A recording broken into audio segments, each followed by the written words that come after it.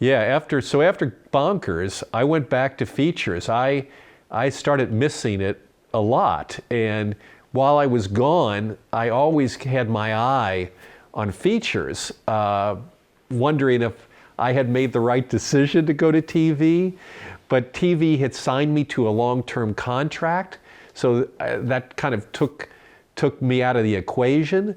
But I still was, watching from afar, from a couple of miles away, feature animation, and they finished up with Great Mouse Detective, and that film came out, and I had worked on that, so there was nothing there. And then the following film was Oliver and Company, and I didn't think that was a very strong movie, so I was very glad for my decision to go to TV. Then they followed that up with Little Mermaid, and made me sorry I had left. And then they followed that up with The Rescuers Down Under, which made me glad I had left. And I kind of seesawed back and forth for quite a while about, did I make the right decision? Did I make the wrong decision? And but then when we got to the period of time, the really magical Renaissance period, where the people of my generation produced Aladdin, and then Lion King in particular, that made me really start wishing I was back and wondering if I could ever be back again. I had now been at TV for almost a decade, and I had animated bits and pieces in there, but it was a different thing than being on features. So the timing turned out to be just right. When I wanted to go back to features, they were just gearing up on a movie called Hercules. And I considered myself very fortunate that they agreed to offer me a job back as an animator on Hercules.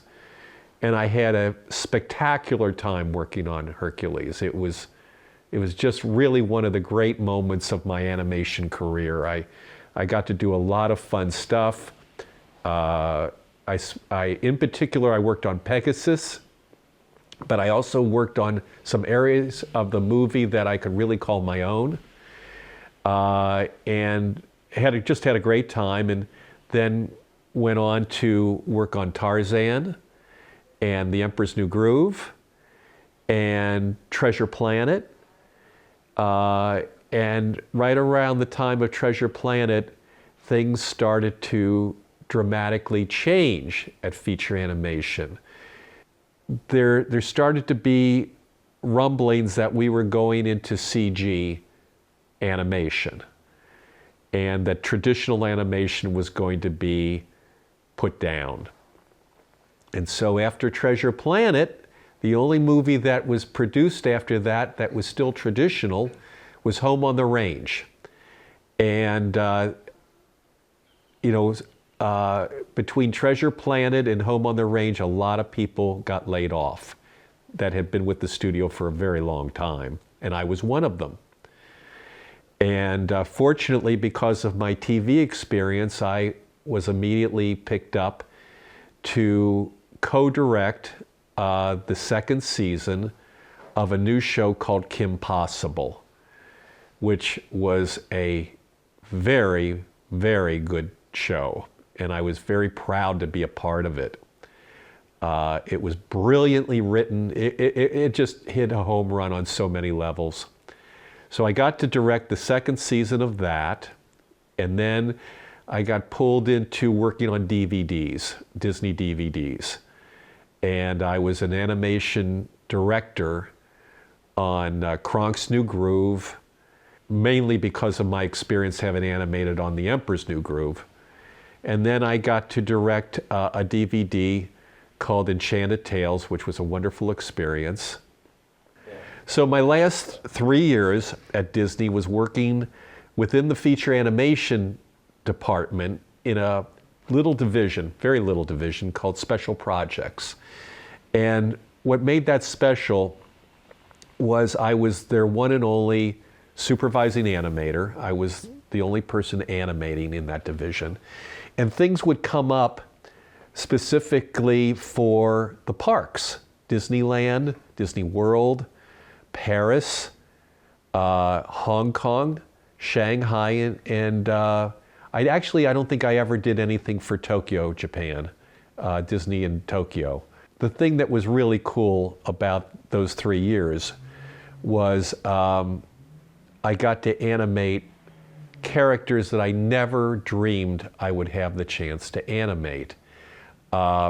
Specifically the Seven Dwarfs, Snow White, Cruella de Vil, and Peter Pan, Captain Hook, and Tinkerbell.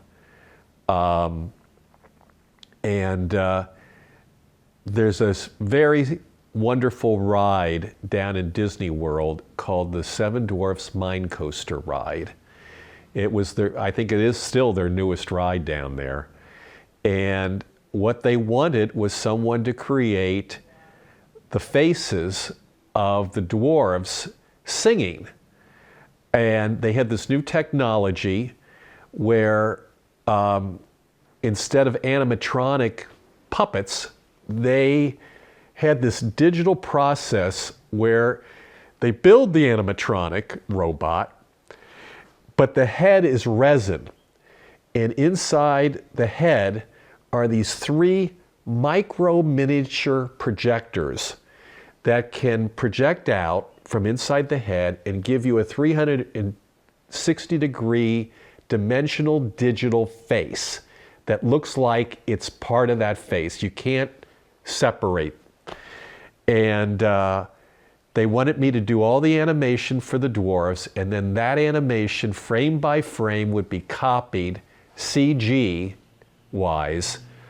and then photographed, digitally photographed, and put into these projectors for the faces. So I was doing all 7 dwarfs.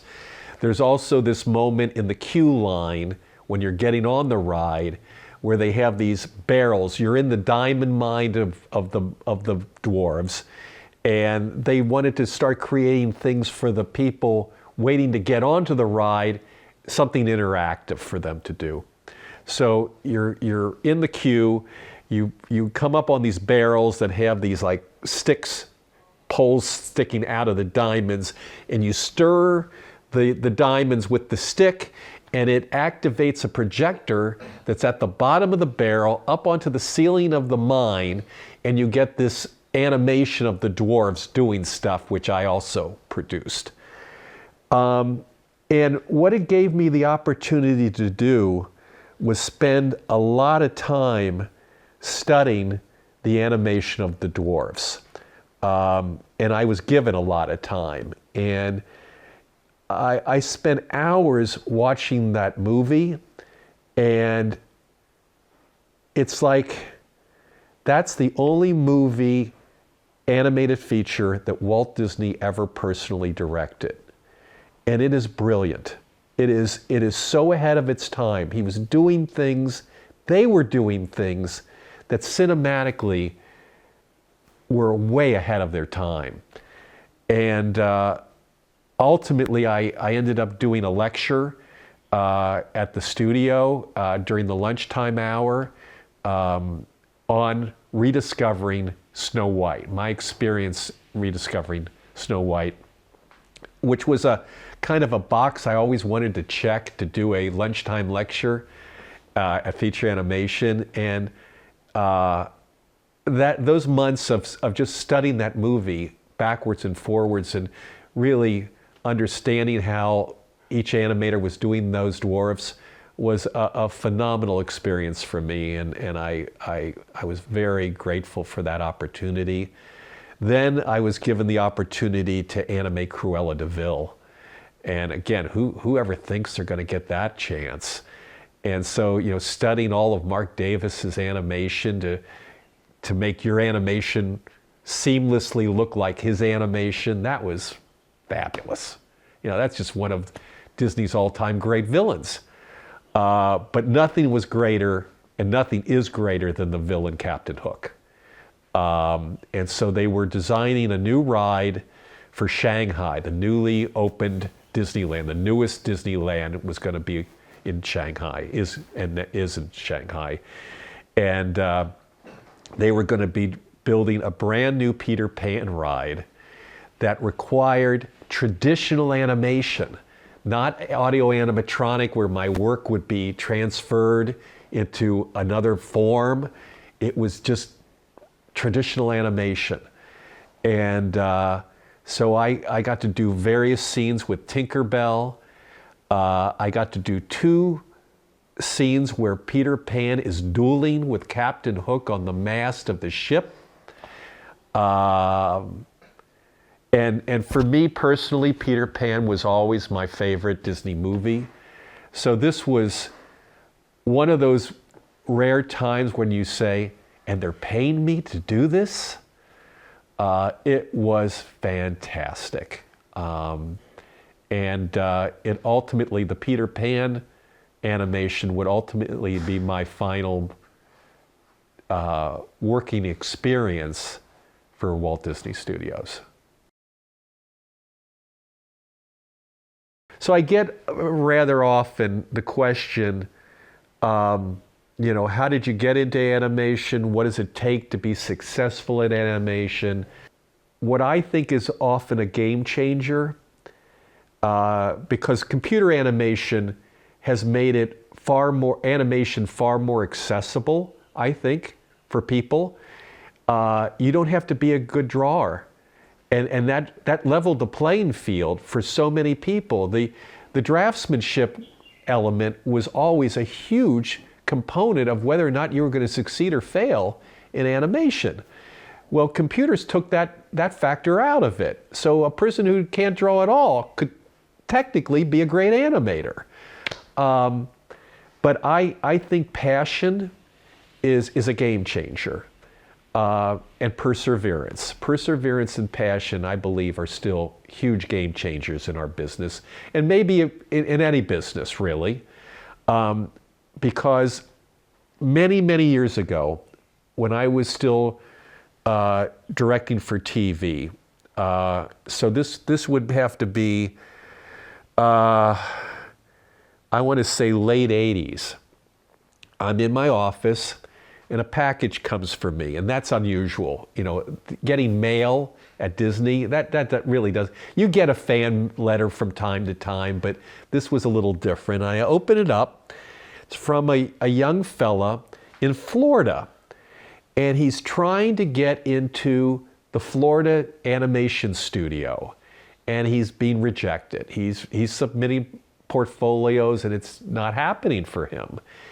And to make it all the more cruel is his job, his current job, is he's a tour guide giving tours to people, tourists, going to see the animation department studio at Disney World. Now, in California, our studio is off, it's not accessible to the public. But in Florida, our Florida studio at that time, which doesn't exist anymore, but at that time, the studio was made part of a Disney tour. You could actually buy a ticket and get a tour. So the animation studio was actually an attraction. It was a working studio, but it was actually an attraction at Disney World. There was this walkway that you'd go in front of big windows, and you'd look down on the animators working. And so all day long, these poor artists are being observed. There's like no privacy at all. They're all working in cubicles, and they're all under, the gaze of tourists going by. And this particular fellow who mailed this package to me, he's the tour guide. So every day he's spending his day seeing where he wants to work, but can't. Kind of torture. And he sends me his portfolio, and he says, "Can you help me? I'm looking for guidance. I'm looking for anybody who's willing to help." And I said, "Sure, okay." So he would send me sketches of life drawings and gesture drawings and things, and I'd do drawings over him. And basically I was sort of doing my Eric Larson imitation. Eric would do drawings over my drawings. I was channeling Eric Larson, trying to. And I'd do drawings over this, and I'd send it back to this fella. And he'd try again and get rejected again. He'd send me new drawings. And yeah, that went on for a little while. And ultimately, he got in. He got in. So in Florida was a smaller animation studio. Talent could be rewarded faster. There were less people that you had to climb over. And this fella started out as an in-betweener, graduated to an assistant, and after, I want to say, maybe 5 years, he made it to animator. And he ultimately would become a supervising animator on Lilo and Stitch and on Brother Bear. And then they closed down the Florida studio completely, and everybody was out of a job. But he managed to change his creative direction and go into story. And he moved out to California and got on a project, storyboarding at Disney, working for a director, who the director would ultimately be fired. And this fella was head of story for the fired director, and they promoted him to director. And he would ultimately be the director on the movie Bolt. And then he would go on to direct Tangled. And just recently, about a year ago, he got an Oscar for Zootopia. His name is Byron Howard. He's the most prolific Disney director of this past decade. No one has directed more Disney features than Byron. And this is the same guy who couldn't get into Disney back in the late 80s and just never gave up. So on my mantle, I have a couple of statues that represent years spent at Disney. When you hit 15 years, they give you this one. And when you hit 25, they give you this one. And I just want to comment on this particular statue because just a couple of years before I hit 25, they had a different statue of Tinkerbell. In fact, they had a whole series of statues that had been sculpted by this wonderful artist that was there when Walt was alive. His name is Blaine Gibson. And he's actually responsible for sculpting many of the audio animatronic robots that exist in the Haunted Mansion and Pirates of the Caribbean. He's super famous and super talented. And he originally did the commemorative statues for the 20, 25, 30, 35, 40, 45. And just a couple of years earlier, they decided, oh, let's change them out. Let's make new ones.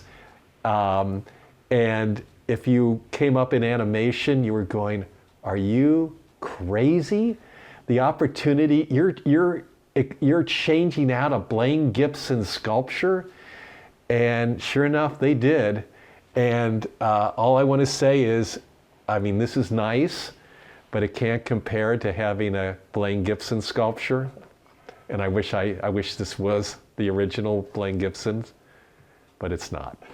So this is my home animation desk. I bought this actually back when I was on Hercules, and it's technically not a Disney desk, but it's fashioned after it, it's designed after it, and it served me well for many, many years. Sometimes you're working on a scene and you have a slow day and you just bring your work home and animate right here. And along the way you collect things, and so for having worked on Tarzan, when a film begins, they do maquettes to help the animators see their characters in the round.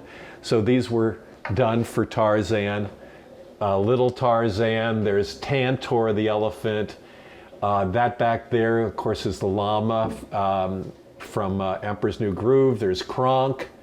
And you just collect this stuff over time, having been at Disney. I was into collecting Pez dispensers. I had a lot of them. I have a lot of them. They're just away, but these are really cool because they're battery operated. And there's Marvin the Martian, and you know he actually gives you your Pez, so I kind of like that. This was given to me by a director. There was a period of time where I was the Donald Duck animator, the designated person who was doing public relations. When Donald turned 50, they flew me down to Disney World, and I did a whole bunch of interviews with Clarence Nash, the original voice for Donald Duck. And this animation was put together by a director for a commercial that I did with Mickey, Donald, and Goofy for Fanta soda for Europe. I think it was actually shown in Europe, but he did this wonderful job of taking my drawings and the cells and putting them together in sequential order and putting them together in a frame. And he presented this to me as a gift, and it's been up there for quite some time. Yeah, this was my home away from home for a long time. I've done a lot of animation on that desk. I now picked up painting. I enjoy it tremendously. I do landscape paintings. Here's some examples of what I'm getting into. It's technically called plein air, and I enjoy it very much. And having not been a painter for most of my career, it's something very new and very challenging, and I now get as much satisfaction out of this as I did for all those years as an animator.